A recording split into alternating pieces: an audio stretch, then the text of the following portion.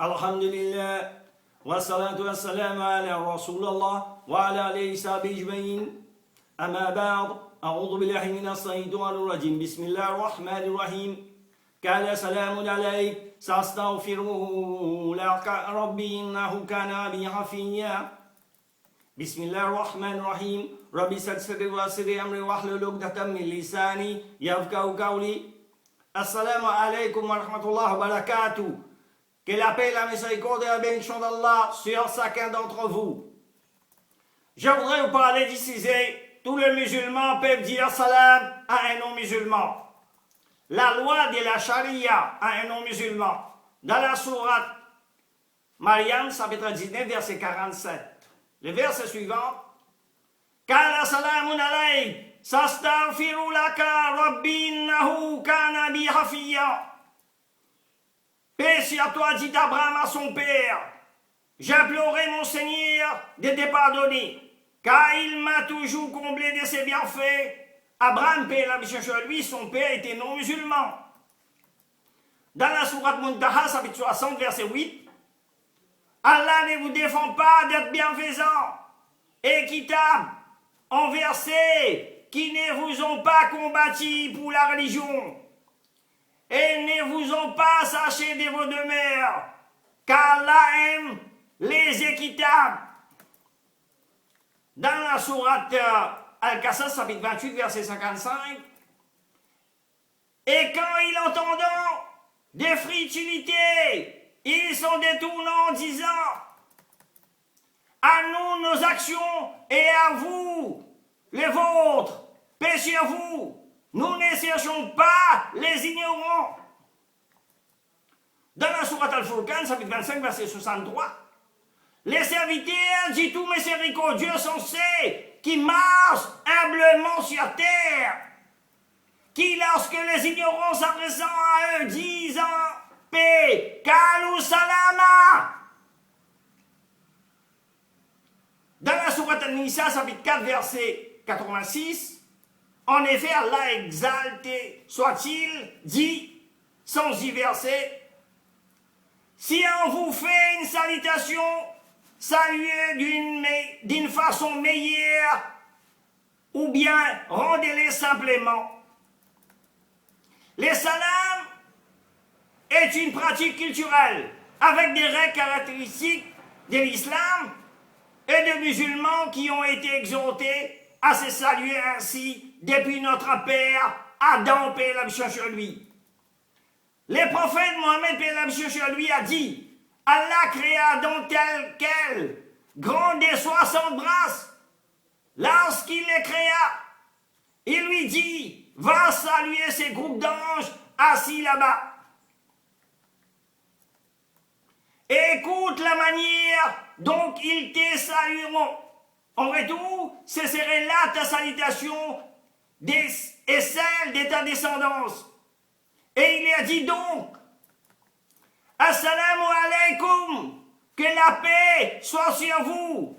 Ils répondront, Assalamu alaykum wa rahmatullahi wa barakatuh, que la paix soit sur toi, ainsi que la miséricorde d'Allah. Ils rajouteront, ainsi à la salutation d'Adam, la miséricorde d'Allah. Hadith rapporté par Al-Bukhari et Muslim. Permission de saluer en premier un non-musulman a été écrit par Mufti Taqi Uthmani dans Takrir et Tirmidhi, référence D 262, ainsi que par Albani dans Silsilat ul-Ahadith as-Sahiha, référence D 320-321. Elle relève de la permission originelle. Par ailleurs, Albani cite le fait que Al-Bukhari, dans son livre Al-Adat al-Mufrad, a écrit qui salue des résidents non musulmans démise par un signe. Ibn al-Qayyum a également écrit des lignes qui apparemment mettant en évidence cette permission. Akamu Ahl Dima, référence 1, 197. Par contre, on peut saluer un non-musulman en première en lui disant « Assalamu alaikum ». D'après l'avis le plus connu, le musulman ne doit, lorsqu'il salue les premières, utiliser la formule « Assalamu alaikum » que pour un musulman ou une musulmane. C'est là, conformément au hadith rapporté par Muslim, hadith 2167 et Tirmidhi et Abu Daoud. C'est d'ailleurs pourquoi les prophètes avaient dans sa lettre à Uracus écrit « Assalam ala man ittiba al-huda » rapporté par Bukhari. Les autres formules ou signes de salutation sont différentes de la formule du salam. Et c'est pourquoi la règle qui vaut pour les premières ne vaut pas pour cette dernière. C'est bien pourquoi le prophète, paix et salut sur lui, a demandé de ne pas adopter la façon de saluer des certains non-musulmans. Ajoutant les saluts, c'est fait par la tête et la main. An-Nasa'i s'est transmis de bonne qualité d'après Ibn Hajar. Fathul Bari, référence 11, 24. Cet avis est plus connu selon lesquels, conformément à la lettre Zahir du hadith rapporté par Muslim, hadith 2167, la règle hukma, qui celui-ci communique, est générale, et inconditionnel, mutlaq. Il n'existe aucune raison particulière de saluer ces non-musulmans, car sinon, lui adresser la formule dit salam, les premiers est autorisé, conformément à ce que Ibn Majoud fit un jour par rapport à un persan qui l'avait accompagné un bout de chemin. Il lui dit oralement Assalamu alaikum dans Fathul Bari, référence 11, 50 à 51.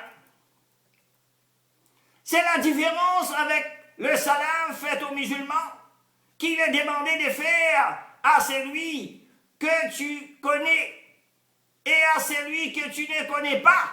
Hadith rapporté par Bukhari et Muslim.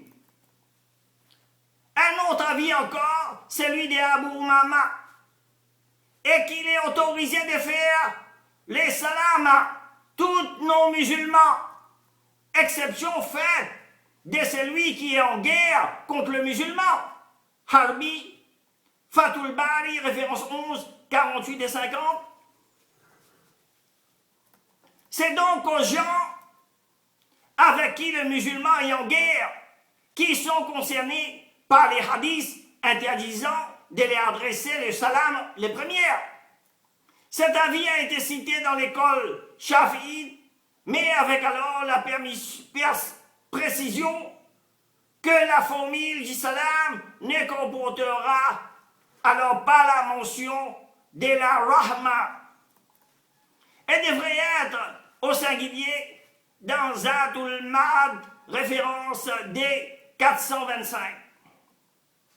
Il est vrai qu'un hadith existe où le prophète, paix et salut sur lui, a dit lorsque les gens génies vous adressant les salams, dites-les wa alaykum, rapporté par Bukhari et Muslim. L'avis le plus répandu a été formulé d'après le terme apparent jahir de ces hadiths et dit donc si des non-musulmans nous saluons en employant la formule musulmane assalamu alaikum, il ne faut pas les répondre wa alaykum salam, mais seulement wa alaykum. Pour Ibn al-Qayyum, cependant, si le prophète sur lui a dit de répondre seulement wa alaykum, c'est par rapport à un contexte particulier. À Médine, certaines personnes parmi les gens juifs feignant d'employer la formule Assalamu alaikum, que la paix soit sur vous, disait en fait Assalamu alaikum, que la mort soit sur vous. Aïcha radiallahu son apercevant un jour, leur répondit vivement, Bal alaykum sam wadham, que la mort et l'ignominie soient plutôt sur vous. Les prophètes, lui dit alors doucement, Aïcha, n'as-tu pas entendu ce qu'ils t'ont dit? Exclamant-elle. Et toi, n'as-tu pas entendu ce que je lui ai répondu? Je lui ai dit, wa alaykum, et sur vous aussi. L'invocation ne sera pas acceptée contre moi. La mienne sera acceptée contre eux. Rapporté par le Bukhari, Muslim, etc. C'est par rapport à cette situation précise.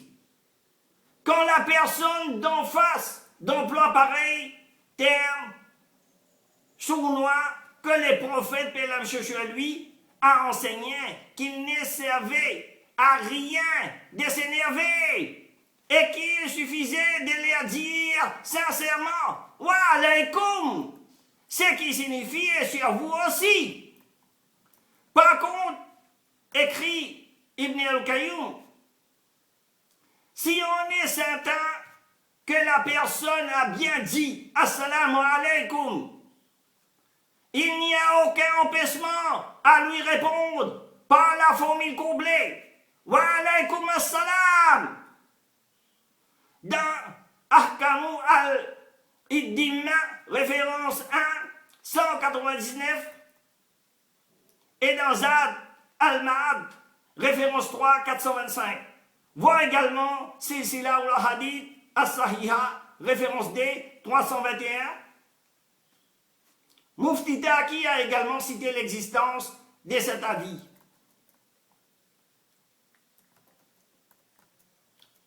Par ailleurs, Al-Bukhari a rapporté dans Al-Adab al-Mufrad que Abu Musa al-Ash'ari écrivit une lettre à un persan non musulman dans laquelle il employa la formule du salam. Quelqu'un lui en demanda la raison et il dit, il m'a écrit une lettre dans laquelle il a employé le salam. Je lui réponds de même dans Silsilat ou la Hadith as-Sahiha, référence D, 319. Dans le christianisme, Jésus, chez lui, se présentant au milieu des Juifs, saluait la foule, mentionné dans l'évangile de Luc, chapitre 24, verset 36, dit en hébreu, Salam alaikum, une salutation hébraïque signifiant la paix soit sur vous. Que Dieu vous aide à comprendre que signifient les mots salam